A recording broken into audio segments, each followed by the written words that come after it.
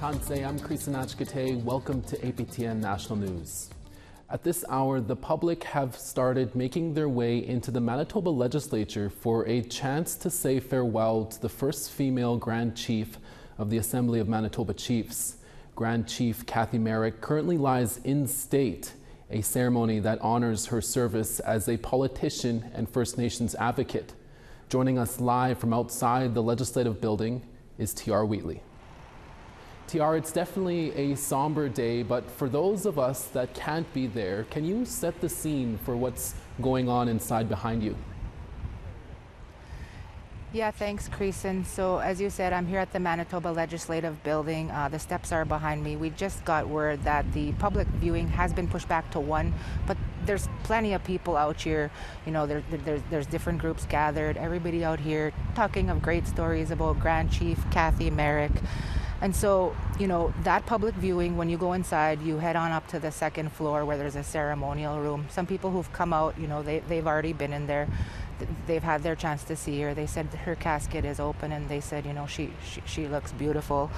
And so, you know, earlier this morning when she arrived, you know, her casket came at 10 a.m.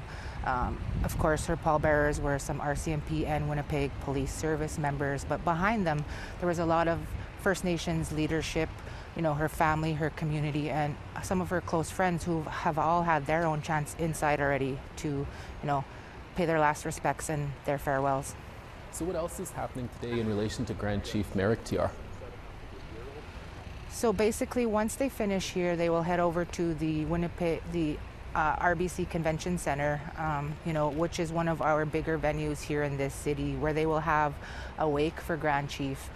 You know, that will take place up until 1 a.m. and of course that is also public. So, you know, at wake ceremonies, of course, many people offer prayers, and this is a chance for people, you know, they sing hymns, and it's really a chance to grieve and share those stories with Grand Chief Merrick rather. And so earlier this morning there was also another event. It was a traditional event, a pipe ceremony at sunrise. So that was at the Odina Circle at the Forks, and so there was a big call out, you know, asking for our traditional bundle carriers to go there and to offer those prayers, you know, to help, of course, Merrick's family. But, you know, in the traditional world, it's essentially to help her on her journey home, as they call it, her journey to Creator. We have about 20 seconds left, TR. For those across the country that may not have known Grand Chief Merrick, what was she most known for?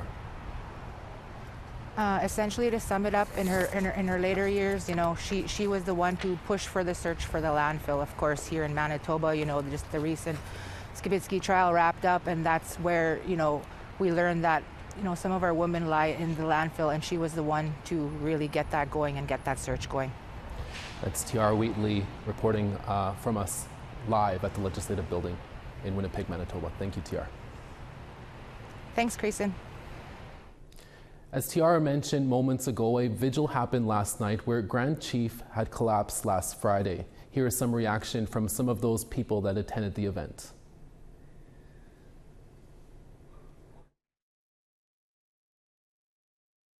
She was a mighty warrior, and she has left big shoes to fill for anybody. But I'm so proud that we're here together to celebrate her life, because Kathy was like no other leader. Every time that I met with her, she was always just so beautiful and so welcoming, with such a great smile and a hug. And that just goes to show what we're hearing tonight is that was always her presence. And as a person in the social services field, I just really looked up to her for her tenacity. She has left an amazing impact on so many people, urban and rural people from our communities, because she had such a beautiful, kind heart and a loving heart for the people. She never said no. And you know, no matter how tired she got from day to day, she'd be out here advocating and helping. She was a great person. She always wanted to help out. Always had a nice big warm hug for you. She always acknowledged you when you're at any kind of event. She's just a really good person and a great leader. She'll be sadly missed. When she became Grand Chief, she fought for everything. Our women and our children, you know, are missing and murdered. She didn't stop. She wanted everyone to know that this is not right, that you do this to our women. People feel a loss because they felt safe with her. Some people were texting and said, "Oh, now I feel a little bit afraid." I said, "Don't be afraid. She's still here. We'll continue the cause and the fight and stuff like that." The way the world lost Princess Diana, that's how we feel about our Kathy. The Saskatchewan Serious Incident Response Team, or CERT, is sharing more details into what happened in the death of a 31-year-old man in Agecoutay First Nation in Saskatchewan. On Sunday, September 8th at around 6:45 a.m., Shellbrook RCMP received a report of a 27-year-old female allegedly assaulted by a man with a machete. When officers arrived, the female was found and taken to hospital by paramedics. At 7:21 a.m., 2 RCMP officers arrived at a second residence where the alleged initial assault happened and the 31-year-old male was located. RCMP say a confrontation with the man caused officers to withdraw and seek cover while backup was called in. CERT says the male went in and out of the home several times and engaged in multiple verbal exchanges with the police. Backup arrived and at 8:38 a.m., CERT says a confrontation occurred between the man and police. One member of the RCMP's emergency response team fired a single round, striking the man. RCMP say they gave first aid to him while waiting for more paramedics to arrive. The paramedics confirmed the man was dead on scene. RCMP cannot comment as the investigation is now in the hands of CERT. CERT says it will examine the conduct of the RCMP during this incident and the circumstances surrounding the man's death. A final report will be issued to the public within 90 days.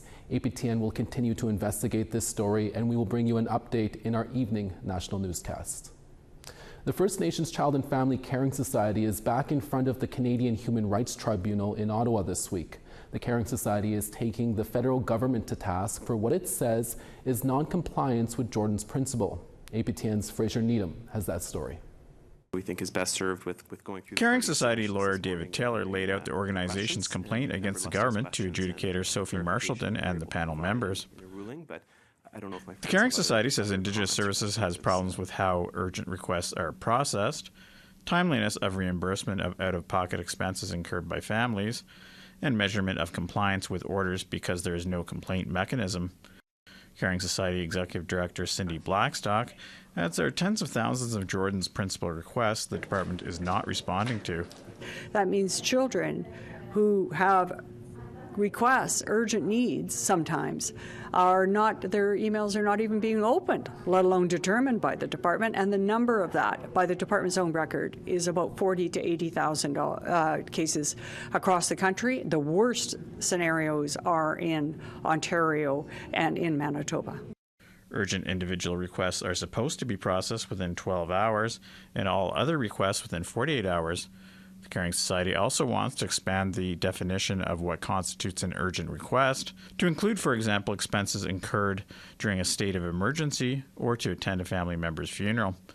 In previous hearings, the government says it has been overwhelmed by the high volume of requests since the orders came into effect in 2016, creating a serious backlog, but is an argument that Blackstock says she has little sympathy for.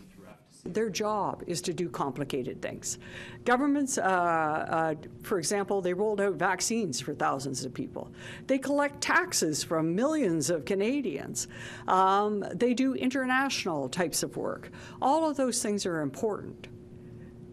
So is meeting the needs of First Nations kids. They've had now 8 years since the order.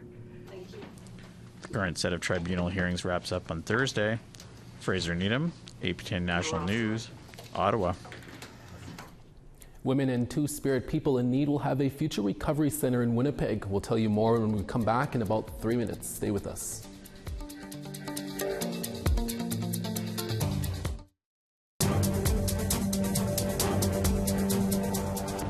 Welcome back. This September 10th was World Suicide Prevention Day.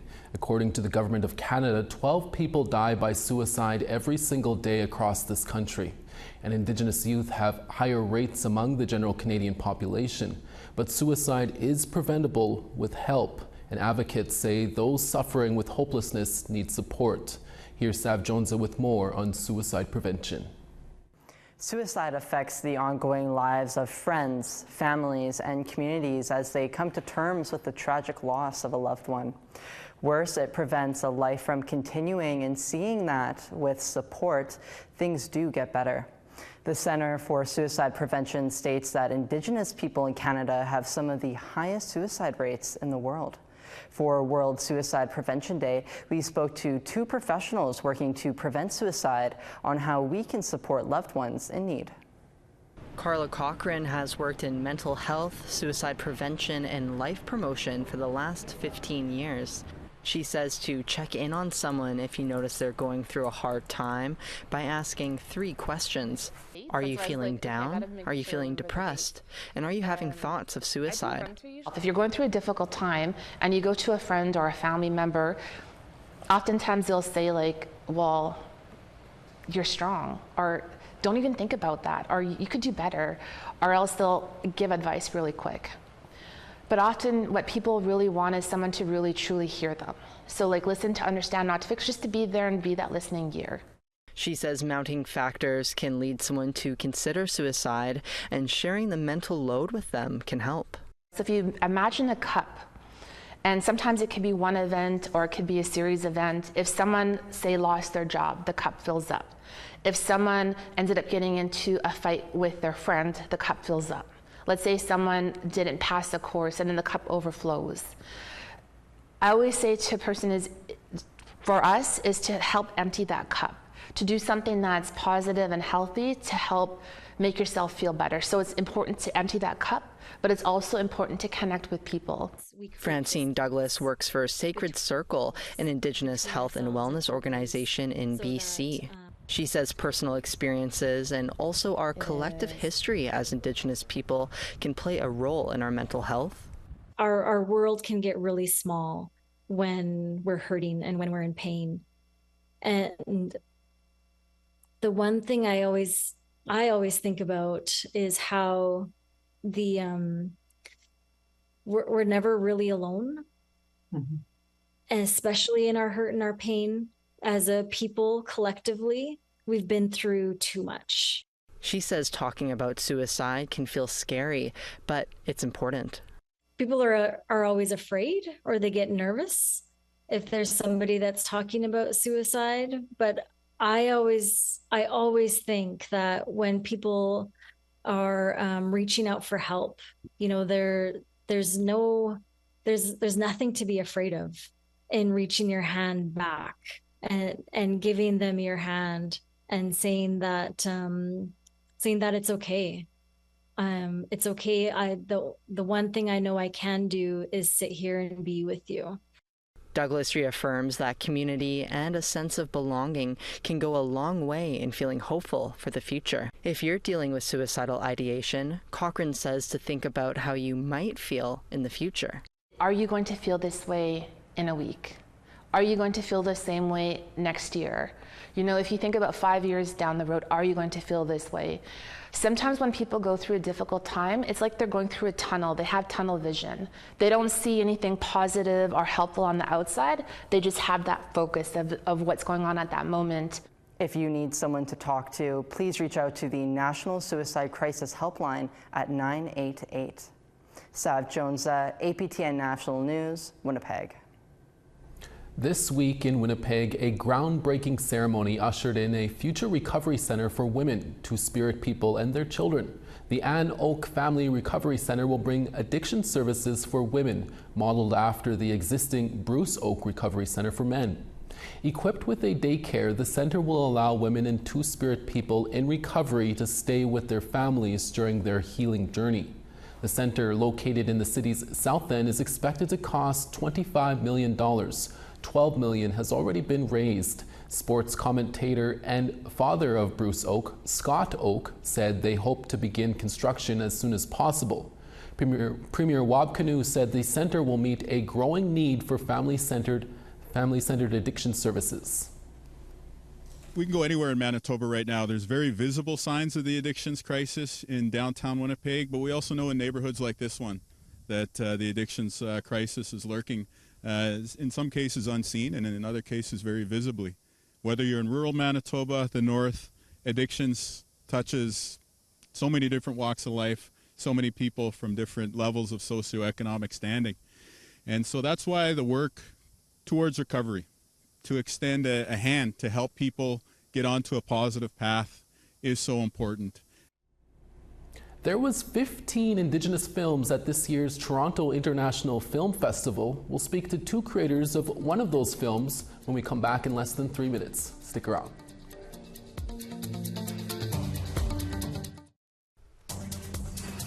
Over on the East Coast, St. John's 21, Charlottetown 19.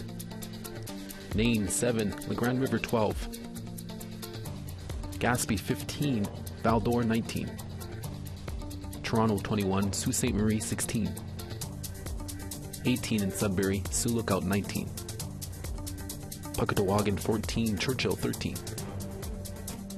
16 in Gimli, Barons River 17. Estevan 14, North Battleford 14 as well. 11 in La Ronge, Stony Rapids 10. Fort McMurray 17, Peace River 21. Rain in Calgary 12, Edmonton 15. Penticton 22, Campbell River 19. Prince George 18, Prince Rupert 16. Watson Lake 17, Dawson 14. 17 in Yellowknife, Fort Simpson 17 as well. Holtville Lake 14, Sax Harbor 1. Chesterfield 10, Baker Lake 14. And Iqaluit 6, Aglulik 7. There is an unprecedented amount of Indigenous films screening at this year's Toronto International Film Festival. 15 Indigenous titles will play at the prestigious film festival, which is in full swing. Among the feature-length films is Aberdeen. It is co-directed by Ryan Cooper of Peguis First Nation and Eva Thomas, a member of Walpole Island First Nation. We recently spoke to them this week. Here's that interview. Ryan and Eva, thank you so much for talking to us today. Congrats on the film. Ryan, let's start with you. Can you tell us about Aberdeen? Yeah, Aberdeen is a project that I wrote about 10 years ago, based on the things my community were going through, and based a lot on my really powerful aunties. And yeah, it's an exciting project that I got to make, and sitting here with you today. I'm in Toronto. Right on. And Eva, a film about a woman trying to save her grandchildren and herself is a story a lot of Indigenous people might relate to. Why was this a story you wanted to tell? Well, first, I'm a fan of Ryan's, and I'm a friend of Ryan's and a colleague, and I read the script and I just knew that it was an important story. I knew that this was a story that our community would get, and I just thought that she had a very powerful journey that other people should watch. Yeah, for sure. And Ryan, Aberdeen had its world premiere on Sunday night. What was the reaction like from people in the crowd who saw it?